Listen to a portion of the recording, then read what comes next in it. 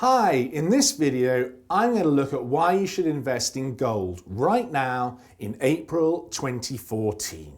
And the reason why I think you should put some of your portfolio into gold is that I think there's a lot of global risk and global uncertainty out there. And that uncertainty could lead to crises, both political and economic.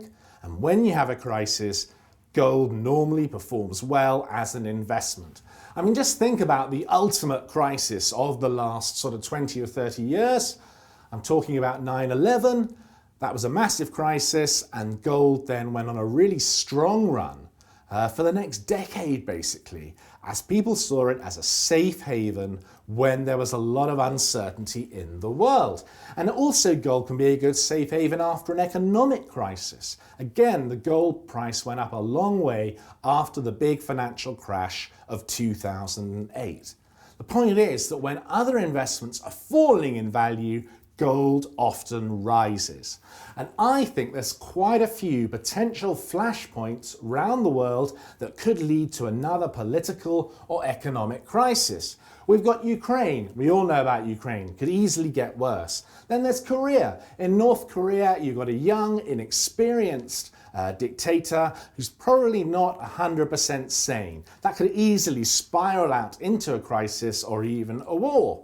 And then we look at Syria. You know, across the Middle East now, we've got a huge amount of tension between the Sunni and the Shia Muslim population. Al-Qaeda is in the mix on the Sunni side. Then you've got Israel that's understandably nervous about its security.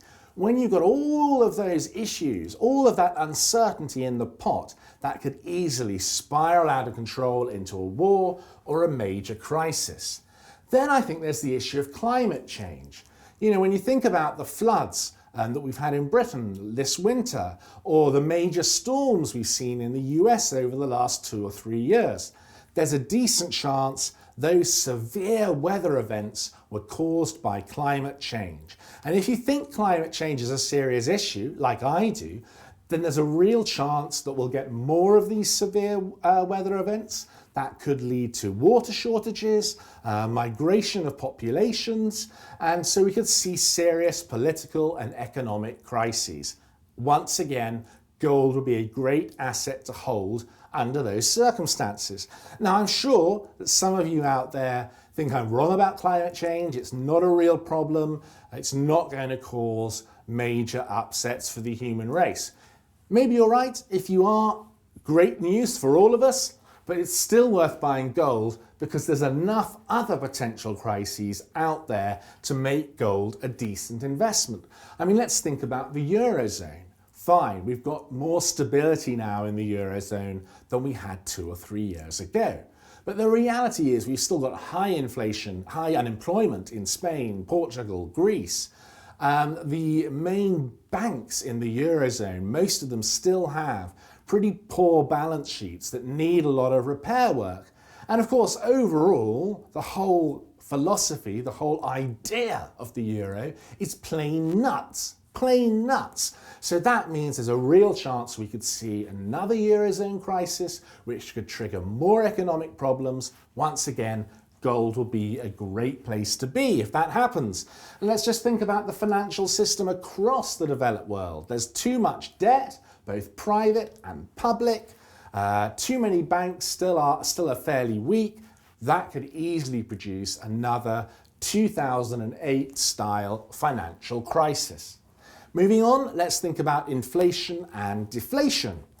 A lot of people think inflation is really going to take off at some point in the next 5 years, really as a result of all the money printing we've had since 2008. Now, personally, I'm not convinced by that argument. I suspect we won't see high inflation. I'm not ruling it out completely, but I just suspect it probably won't happen. But if you think it's likely to happen, then gold is a great place to be. When inflation soared in 79 and 1980, gold performed really well as an asset and went to an all-time high. And as I say, I'm not completely ruling out inflation, high inflation. And if we get that, I'll be glad I've put some money into gold. And the funny thing is gold also often performs well when you see deflation. if you see prices falling across the economy for more than a month or two. Back in the 1930s, in the Great Recession, we saw some real deflation and gold performed pretty well relative to other investment assets. A lot of people think deflation could be a serious problem over the next decade. They point out what's happened in Japan over the last 20 years, and they think Europe is particularly prone to potential bouts of deflation. Now, the sort of bad scenario for gold when we look at inflation and deflation is a continuation of where we are now, which is pretty low inflation across the developed world. Most countries are in the zone of sort of 1 to 3%. There's a serious chance that will persist for years to come. If that happens, okay, not so good for the gold price. But I'm not suggesting you put your whole portfolio into gold. I'm just suggesting some of your portfolio can go into gold as an insurance policy. And anyway, you're not just insuring against high inflation or deflation, you're also insuring against all these other issues I've already spoken about.